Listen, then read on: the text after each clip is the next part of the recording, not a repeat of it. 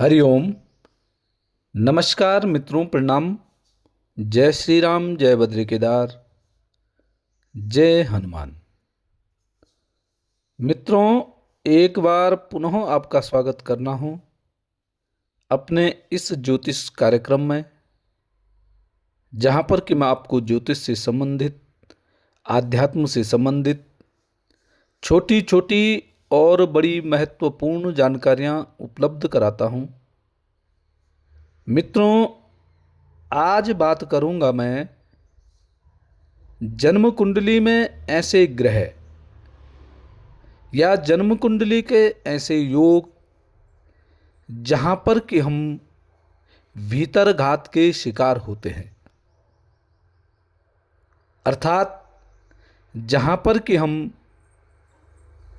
अपने ही व्यक्तियों से हार जाते हैं और जीवन हमारा रुक जाता है, अवरुद्ध हो जाता है। हम किसी भी कार्य को आगे नहीं बढ़ा पाते हैं।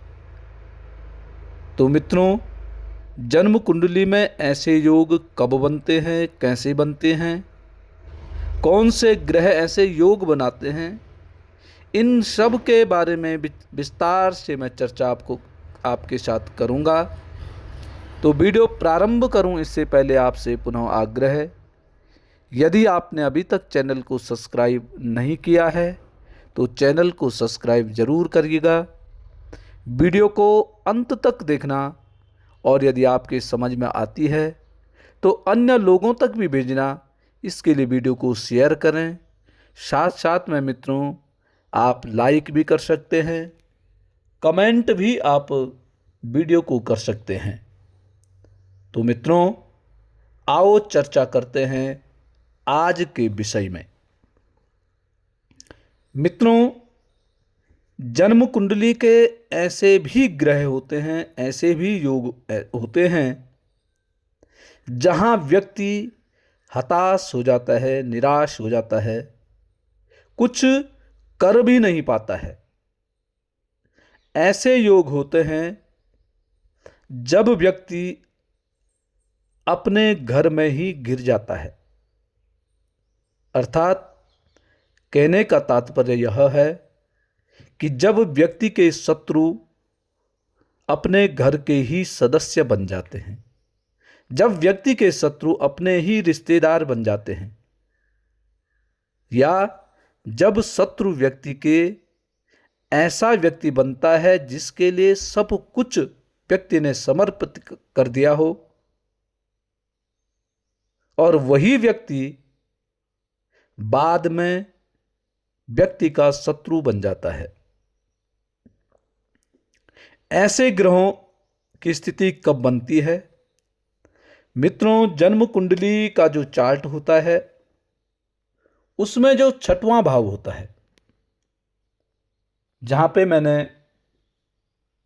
9 लिखा है, इस कुंडली में जो ये कुंडली आपको दिखाई दे रही है, इसमें जहां पर 9 का अंक लिखा हुआ है वह जन्म कुंडली का छठवां भाव है। अर्थात छठवां भाव का मतलब है शत्रु भाव। इसी भाव से शत्रुओं के बारे में गणना की जाती है। इसी भाव से पता चलता है कि आपका शत्रु कौन होता है, कौन है, आपका शत्रु कैसे मार करेगा, आपका शत्रु बलवान है कि कमजोर है। ये सब इसी छठवें भाव से विचार किया जाता है। अब मित्रों, शत्रु जीवन में होते हैं और होने भी चाहिए, क्योंकि जिस व्यक्ति के जीवन में शत्रु नहीं होता है वह व्यक्ति जीवन में कुछ नहीं कर पाता है।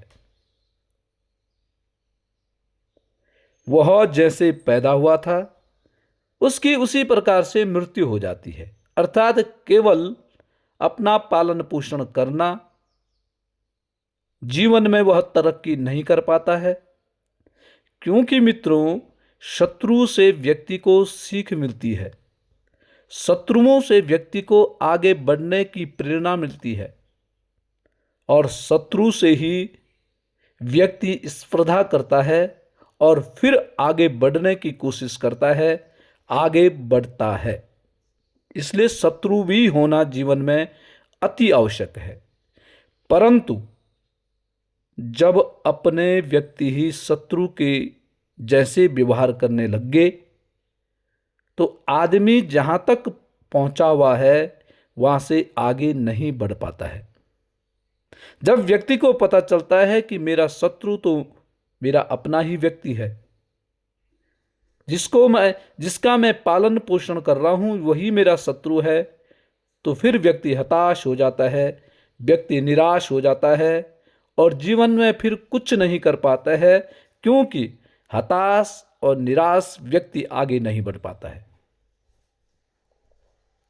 जन्म कुंडली का जो 6वां भाव है, इस 6वें भाव का जो स्वामी होता है, 6वें भाव का जो स्वामी होता है, स्वामी का पता आप कैसे करेंगे कि 6वें भाव में जो आपकी राशि बन रही है। जैसे इस कुंडली में आपने देखा होगा कि 9 का अंक 6वें भाव में लिखा हुआ था, है तो इसका मतलब बृहस्पति 6वें भाव का स्वामी है। तो 6वें भाव का स्वामी जब जन्म कुंडली के 12वें भाव में बैठ जाता है,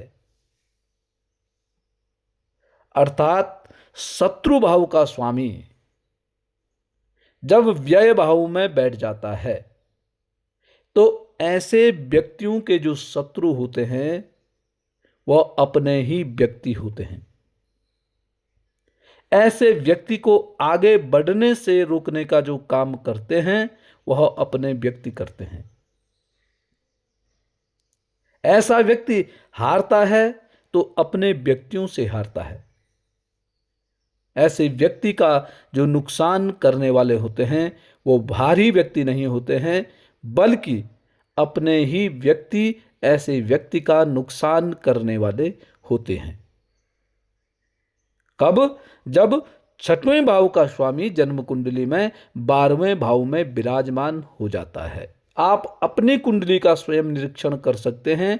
आप स्वयं देखेंगे लग्न से जो बीच होता है, बीच का सेंटर से अपनी कुंडली जो चार्ट होता है वहां से गिनेंगे 1 2 3 4 5 6, उस 6वें भाव में कौन सी राशि बन रही है, उस राशि का स्वामी कौन सा ग्रह है और वह कहां बैठा हुआ है।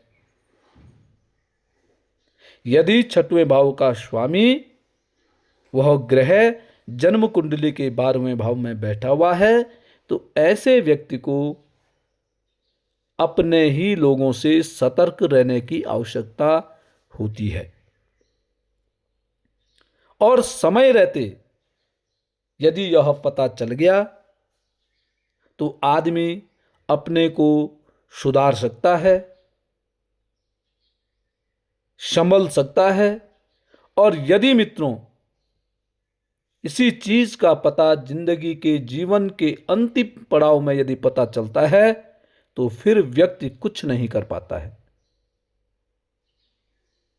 व्यक्ति के पास पश्चाताप के अलावा कोई साधन नहीं होता है। इसलिए समय रहते व्यक्ति को जागृत होना चाहिए, जागना चाहिए, समय से पहले जागना चाहिए, तब जाके आप अपनी उन्नति कर सकते हैं।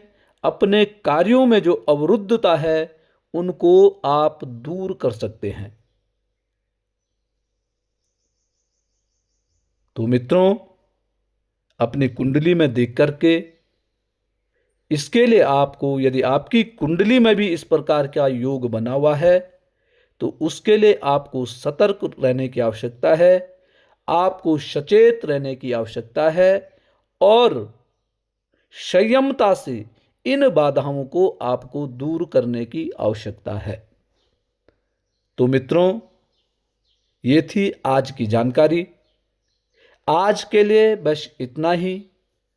कल पुनः किसी नई जानकारी के साथ आपके सामने पुनः प्रस्तुत होऊंगा। आपसे पुनः अंत में एक बार पुनः आपसे आग्रह है कि वीडियो को पूरा देखें, बार बार सुनें और साथ साथ में शेयर, लाइक और कमेंट भी करें।